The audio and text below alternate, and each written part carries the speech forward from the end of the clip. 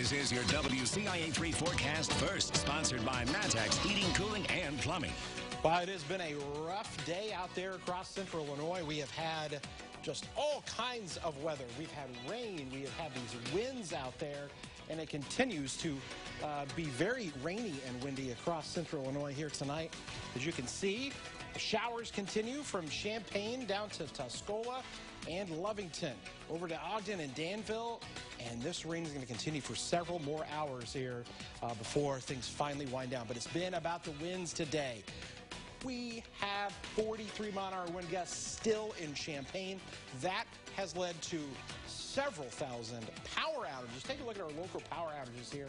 These red colors here, these red dots in Macon, DeWitt, Piatt, Champaign County.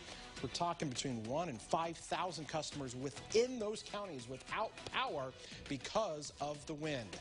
So the big question is, when are things going to eventually calm down? We're going to be answering those questions for you, but still dealing with the cold, blustery conditions here over the next several hours. WCIA 3 News starts right now. Now on WCIA 3 News. That windy weather caused major problems in central Illinois today, where it left a woman without a home. And we told you an officer was accused of sexual misconduct, why he's now facing new charges. Plus some good news if you've been waiting your turn to get the COVID shot, when a huge group of people will be eligible. You're watching your local news leader. This is WCIA 3 News at 5. Power lines is always an issue when you have a storm. And that was the case for one woman today. She lost her home in a fire. Crews say it was started by downed power lines. Good evening. I'm Jessica Coons in for Paul and Jennifer. The destruction happened on North Jackson Street in Clinton. The heavy wind is causing problems across other parts of central Illinois as well. WCIA 3's Abigail Metch is live in Champaign for us tonight. Abigail, a family member discovered that fire in Clinton just by chance. Jessica, the person told me that she was just driving into town when she saw the smoke and decided to check it out. She had no idea it was her cousin's house that was on fire.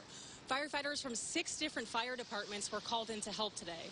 They say power lines are always an issue during the storm, but this situation was more complicated than most.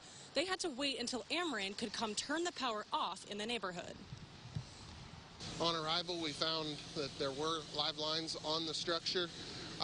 The structure was just starting to catch fire, and the tree also caused a gas leak. So we had issues with that. Our firefighter safety was our top priority. So we elected to wait until the power was out. The fire captain says this tree fell onto the power lines across the street. Then the power lines fell onto the house and sparked the fire. Once the power was off, crews were able to put the fire out in 2 hours. The house and everything inside of it was destroyed, but luckily no one was hurt. And this fire was just one incident that occurred because of the severe weather today. Tonight at 6, I will take you from county to county to show you just how much this storm did in damage. In Champaign, Abigail Metch, WCIA 3, your local news leader. And clearly still windy out there. All right, Abigail, thank you. Here's some pictures from Piatt County where the wind knocked down trees. They fell onto power lines, causing them to snap. Some people were without power for hours. Ameren sent 5 trucks to restore power to the neighborhoods where it happened.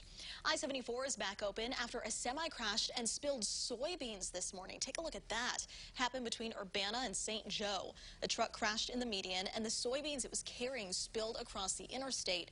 2 people were hurt but are expected to be okay. We have an update on a stabbing in Tolono. 3 teenagers have been charged after a woman was stabbed in the eye. Amara Hearns, Faith Smith, and Tiana Wynn were charged with aggravated battery and mob action. Police say it was all over a social media post. The Champaign County State's Attorney says the 3 started the fight that eventually involved 8 people, and says Hearns is accused of stabbing the victim in the eye. Here's a follow-up. A Springfield police officer previously accused of sexual misconduct was in court today. Taylor staff was indicted on new charges, including official misconduct Criminal sexual misconduct, battery, and residential burglary. One of the crimes happened in August 2019. That's 5 months earlier than the earliest previous known crime. Staff was arrested again after posting bail earlier this month. Students in Illinois could soon see a new addition to their curriculum. Lawmakers are trying to make health class mandatory. The senator sponsoring this says the classes would be about more than just physical health, but mental health as well. If you're speaking about grades, kindergarten through second grade, we're talking about personal safety, identifying trusted adults, respecting others. Grades 3 through 5 go on to healthy relationships, bullying prevention, personal hygiene, body image. The bill passed out of committee in the House this week, and the sponsor says he will also bring it up in the Senate. People 16 and older will soon be eligible to get their COVID-19 vaccines. Governor Pritzker made that announcement today, along with new details about the state's reopening plan. WCIA 3's Bryce Beament joins us live from the newsroom. So, Bryce, some big news here. When can people 16 and older start to sign up? Starting April 12th, people 16 and older will be allowed to get the vaccine. The governor says he plans to announce more populations to become eligible before then. He also addressed reopening to phase 5. If 70% of seniors are vaccinated, businesses will start to see increased capacity limits. Phase 5 will mean no capacity limits at all. That can only happen if half of people 16 years and older are also vaccinated. But with vaccinations opening to the majority of people April 12th, health officials in Champaign County feel prepared to manage the influx. Between all the providers combined, we have the capacity to administer up to 40,000 vaccines a week. They say it comes down to how many vaccines are distributed to them. Right now, they are receiving about 3,000 to 5,000 vaccines a week from distributors. Governor Pritzker also announced that the mask mandate is still in effect. He says masks have been crucial in the fight against COVID-19. In the newsroom, I'm Bryce Beament, WCIA 3, your local news leader. All right, Bryce, thank you for that update. Right now, we are in phase 4, in the bridge to phase 5. If 70% of seniors are vaccinated, here's what increased capacity would look like. Health and fitness centers, offices, and retail stores could move to 60% capacity. For restaurants, people would still have to be 6 feet apart and have parties of less than 10. Standing areas at restaurants and bars would have 30% capacity indoors for standing and 50% capacity outdoors. Here's a look at today's COVID numbers statewide. Nearly 13% of the population is now fully vaccinated. A total of nearly 4.4 million shots have been given. 91,000 of those were in the last 24 hours alone. The state is averaging more than 99,000 doses a day. The 7-day positivity rate went up slightly. It's now at 2.7%. As for new cases, the state is reporting more than 2,300. Another 34 people have died. Families who have lost a loved one to COVID-19 may be reimbursed. FEMA will provide financial help for families who paid to bury loved ones this past year.